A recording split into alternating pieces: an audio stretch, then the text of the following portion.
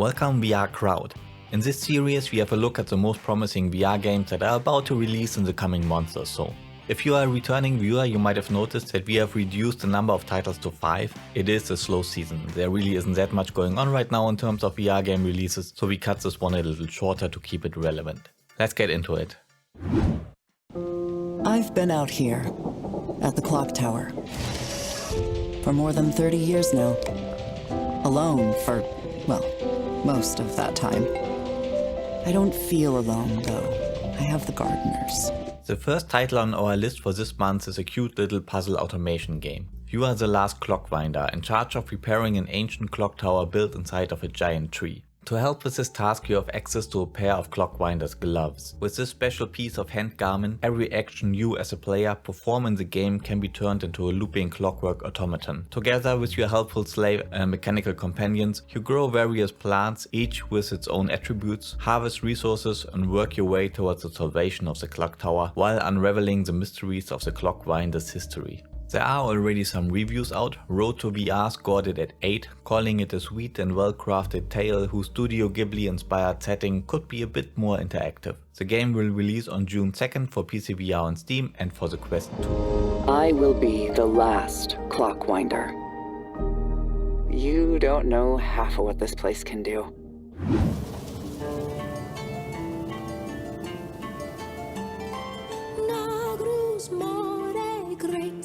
Storm, faced by those once crystal born.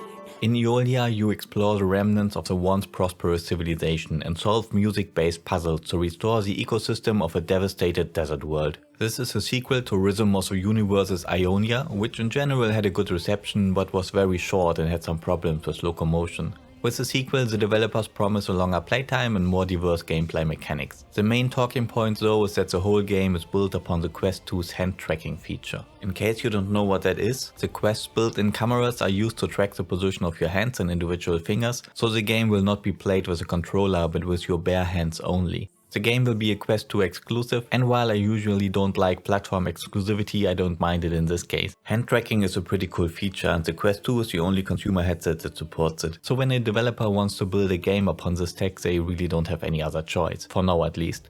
The game is scheduled to hit the Quest 2 on June 9th.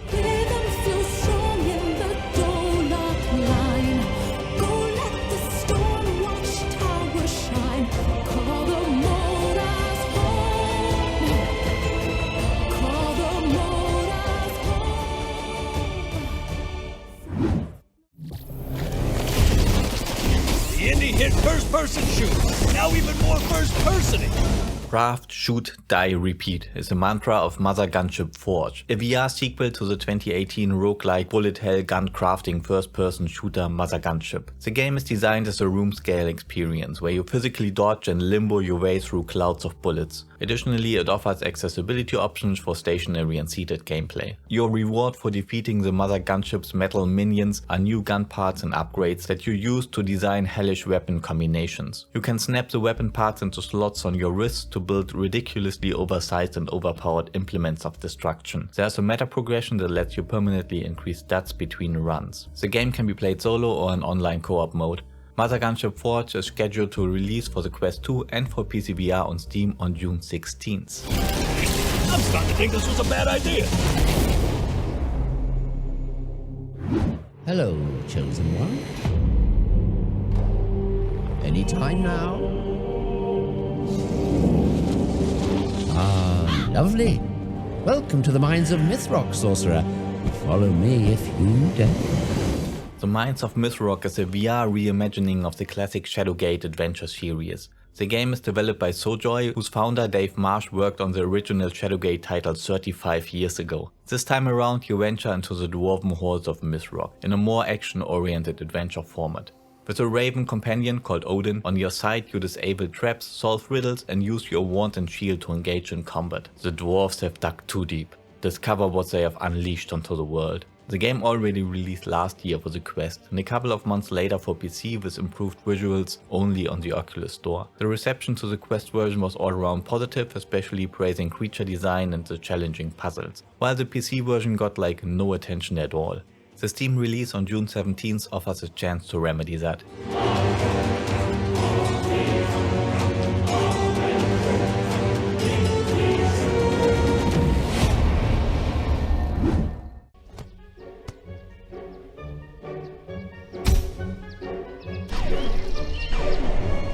Barbaria is a multiplayer stronghold defense and attack game. Build up your realm and place structures, champions and minions to defend it against other players' invasions. In turn, muster your troops, equip your minions and engage in battle to raid other players' strongholds. You can jump into the action to take on the enemy in first-person combat or pull back into your immortal form to watch your minions do battle and support them with spells. This is an asynchronous PvP game, meaning you can't personally defend against other players' attacks, but you can watch replays to identify weak spots in your defenses. Accordingly, when you attack, you play against the AI, the defending player can't intervene.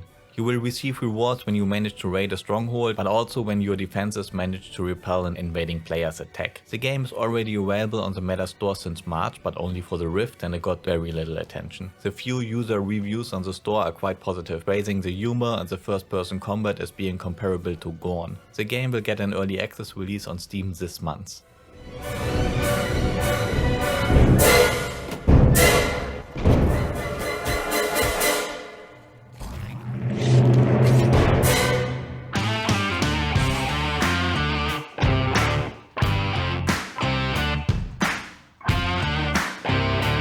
Two games that we covered earlier in this series got a June release date. The VR version of Green Hell released in April on the Quest and is scheduled for a Steam release on June 9th. Finally, the visually astonishing Kayak VR Mirage is scheduled to release on Steam on June 28th. Would you like to know more? There's a link to the corresponding videos in the description below. What are your thoughts on this change of format? Do you like the focus on the more promising games, or would you rather see a broader range of titles? Let me know in the comments below. That is all from me for now. Thanks for watching and see you next time.